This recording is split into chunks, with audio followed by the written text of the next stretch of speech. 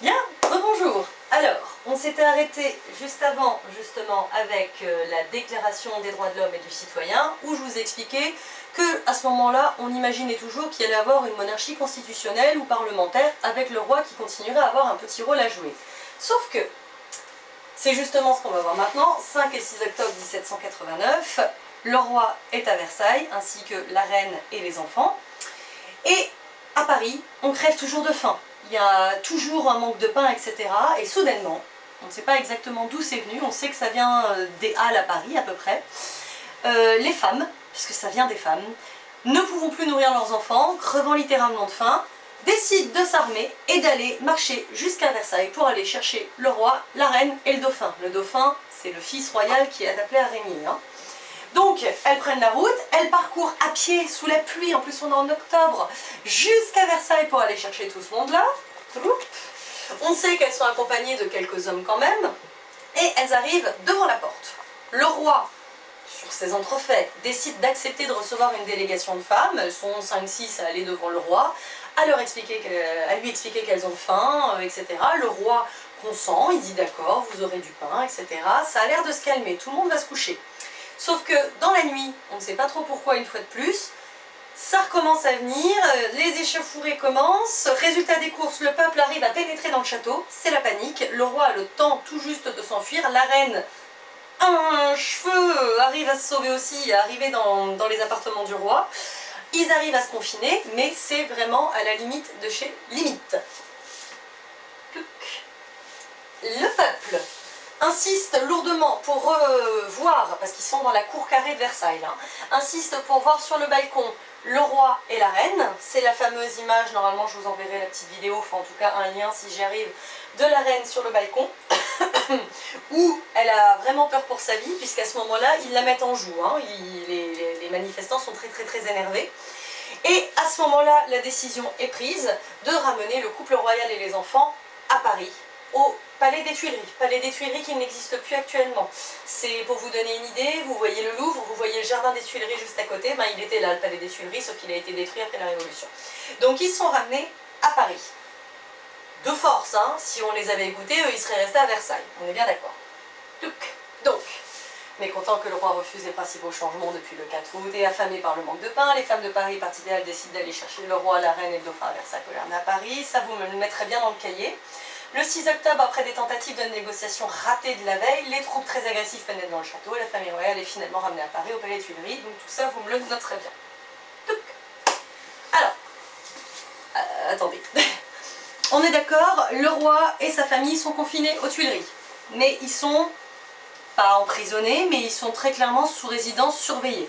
Ça leur plaît pas du tout. Ça reste un roi et une reine de France, ils sont habitués à la monarchie absolue, eux, ils sont pas du tout d'accord avec ce qui est en train de se passer. Que fait Marie-Antoinette? Que fait le roi? Enfin, le roi et la reine, ils décident de s'enfuir. Ils vont être aidés par quelques amis à eux, comme par exemple le duc de Fersen, qui est un très bon ami de la reine, qui est suédois. Elle va s'aider également de son frère, qui est à la tête de l'Autriche, pour pouvoir justement récupérer un carrosse et filer en douce vers l'est. Ils arrivent à quitter les Tuileries. Finalement, ils arrivent à faire la partie la plus difficile. Ils arrivent à se déguiser, ils déguisent le dauphin en petite fille, ils arrivent à monter dans le carrosse et ils arrivent à s'enfuir. Et ils vont jusqu'à Varennes. Varennes, c'est quasiment la Lorraine, hein. Ils sont allés quand même très loin.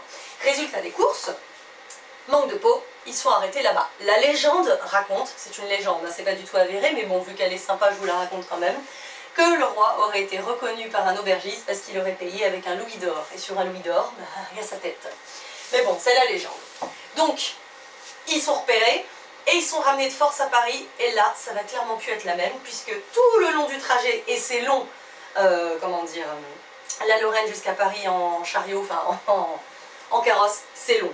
Et en plus, tout le long du trajet, ils sont insultés, les gens arrivent, leur lancent des choses, les insultent, les conspuent, parce que c'est considéré littéralement comme une trahison, cette fuite. Le roi a littéralement fui son peuple, fui ses responsabilités. Donc tout le long où ils sont ramenés, ça se passe très mal.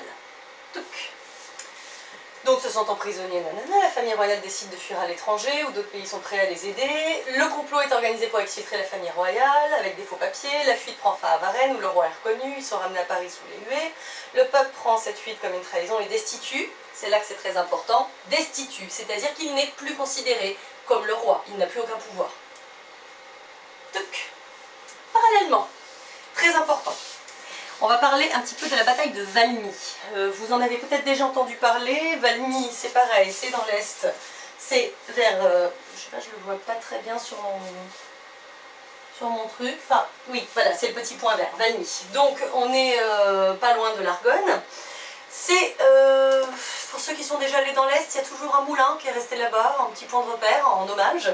Alors, vous avez la Révolution française qui est en train de se faire, mais vous avez en Europe toutes les autres puissances qui n'attendent qu'une chose, c'est d'envahir la France. Pourquoi? Puisque déjà toutes les têtes couronnées sont parentes entre elles. C'est-à-dire que Louis XVI, par exemple, il a les Bourbons, ils sont présents également en Espagne, ils sont présents dans les Pays-Bas. Marie-Antoinette, elle est autrichienne, donc sa famille c'est l'Autriche. Il y a également l'Empire prussien. Enfin, tous ces gens, ils se connaissent, ils sont de la même famille.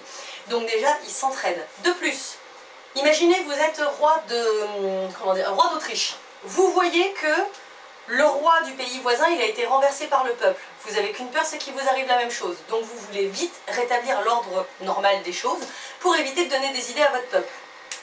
Donc ils vont profiter que ce soit le chantier en France pour envahir la France. C'est d'ailleurs ce qui s'est passé puisque l'Autriche et la Prusse se sont alliés pour attaquer la France à l'est, forcément. Là vous voyez, ce sont les armées étrangères qui envahissent la France.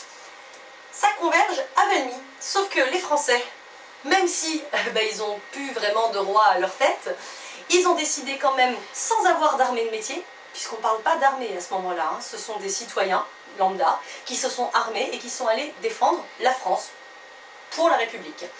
C'est une victoire française, c'était inespéré, c'est un miracle en réalité qu'ils aient gagné, mais c'est surtout la première fois qu'on a un vrai sentiment national, pas autour du roi, mais autour de la République. Donc là, on a mis quelques petites images, justement, pour montrer le fameux moulin de Valmy que vous pouvez toujours voir. Il y a une reconstitution qui est bien faite. La victoire des Français, avec justement le premier sentiment national. Vous voyez le drapeau, déjà, bleu, blanc, rouge derrière.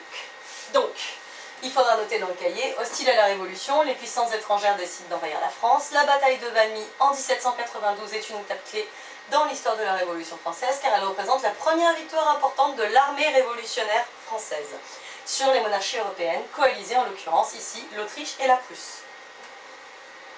Alors, parallèlement, en ce qui concerne le roi et la reine, parce que eux, depuis qu'ils ont tenté leur fuite qui a foiré littéralement, ils sont toujours prisonniers, et ce coup-ci j'insiste sur le mot prisonnier, non plus aux Tuileries, mais à la prison du Temple. Alors, à la prison du Temple, parallèlement, on découvre ce qu'on a appelé l'affaire de l'armoire de fer. Dans cette armoire de fer, on a découvert des documents où dedans, on voyait que Marie-Antoinette et Louis XVI avaient trahi la France puisqu'ils avaient justement discuté avec l'Autriche, avec la Prusse, pour renverser la Révolution. Donc ils sont accusés de trahison. Résultat des courses, on les passe en procès et évidemment, ils sont condamnés à mort. Alors ça ne loupe pas, là on a les adieux déchirants de Marie-Antoinette à Louis XVI avec ses enfants. Là c'est exactement la même chose puisqu'on a énormément de tableaux sur ce moment-là. Louis XVI qui dit bien au dauphin, n'en veut pas au peuple, etc. Ne cherche pas à me venger, Marie-Antoinette qui pleure, c'est déchirant. Résultat des courses, il est décapité en place publique. Là je vous ai mis un petit extrait du jeu vidéo Assassin's Creed que je vous recommande chaudement sur la période. Donc il est décapité, mais on lui donne encore les honneurs, il est amené en carrosse, ça se passe quand même relativement bien. Alors que, pour sa femme, qui va subir Marie-Antoinette, elle aussi un procès, ça va être un procès pipé, c'est-à-dire complètement d'une bâclée, et en plus, même si les preuves aujourd'hui, 200 ans plus tard, on a les preuves, on sait qu'elle a trahi, à l'époque, il ne les avait pas. C'est-à-dire que c'est un procès où en fait on l'a accusée sans avoir réellement de preuves, mais il fallait absolument s'en débarrasser, elle devenait gênante. Annotation, Marie-Antoinette de toute façon était malade à ce moment-là, elle perdait beaucoup de sang tous les jours. On pense, en tout cas les historiens pensent qu'elle avait un cancer et que de toute façon il lui restait 2 à 3 mois à vivre. Donc bon, c'était vraiment plus pour le symbole qu'on l'a condamnée à mort, puisque elle aussi, résultat des courses, je tombe dans ma machine. Elle est amenée, mais non pas dans un carrosse, mais dans une espèce de brouette, amenée à être décapitée, elle aussi, devant tout le monde. Cela dit, Elle a su maintenir une espèce de prestance royale jusqu'au bout qui lui a valu d'entrer un peu dans la légende. Hein. C'est une fin tragique mais qu'elle a fait avec beaucoup de dignité royale. Donc, il n'y a plus de roi, plus de reine. Et le dernier enfant d'ailleurs, l'enfant du temple, le dauphin qui devait monter sur le trône, on va le laisser crever, c'est ce qu'on va appeler l'enfant du temple, on va le laisser crever dans une prison, dans la vermine, dans ses propres déjections, c'est-à-dire dans son caca, hein, en le nourrissant pas et en prenant pas soin de lui, donc il va finir par mourir aussi. Voilà. Donc, la fuite du roi a rendu impossible l'idée d'une monarchie constitutionnelle, le roi et la reine deviennent gênants à la suite d'un procès et de la découverte de l'armoire de fer prouvant la trahison du roi. Il est condamné à mort par décapitation en place publique. Louis XVI est décapité le 21 janvier 1793, Marie-Antoinette le 16 octobre 93, 8 mois plus tard, elle monte à son tour sur l'échafaud. Alors, on va attaquer le Grand 3 avec la naissance de la Première République, mais ce sera l'objet d'une autre vidéo.